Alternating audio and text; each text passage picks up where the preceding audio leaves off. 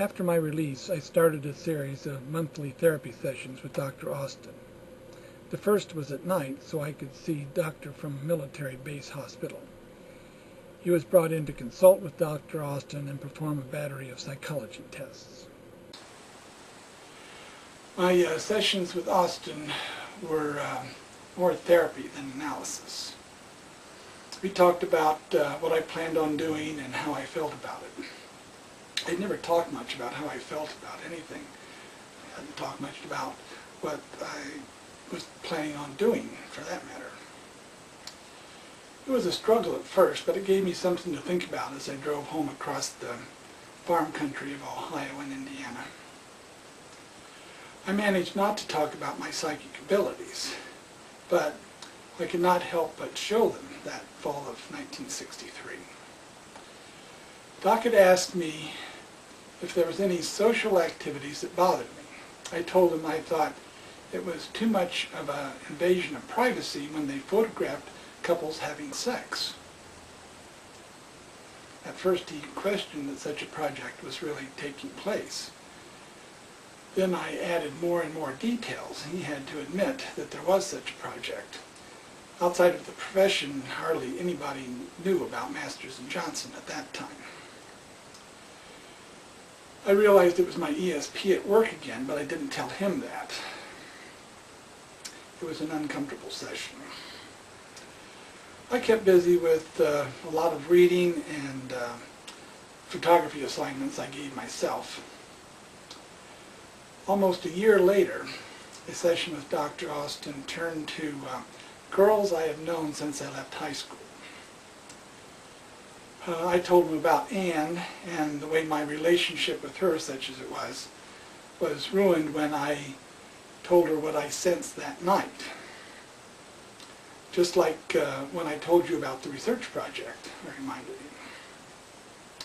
He asked me, tell me something that would show me as a psychiatrist how you felt about her. I shared the dream I had about her and me naked and jumping up and down on the bed. It went on, and we laughed and laughed, I told him. He commented at the end of the session that this had been a good session. It wasn't until the next month when he asked about my problems at school.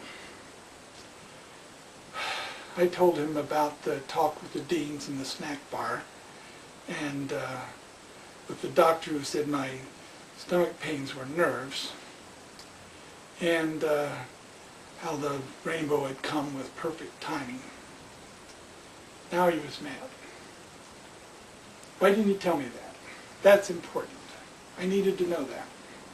I just answered, I haven't told anybody about that. What do you mean you haven't told anybody about that?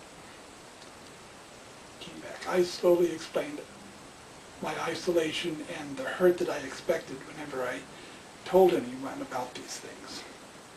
After some discussion, he finally suggested, well, if you can't depend on these things to be there when you need them, then you should just ignore them.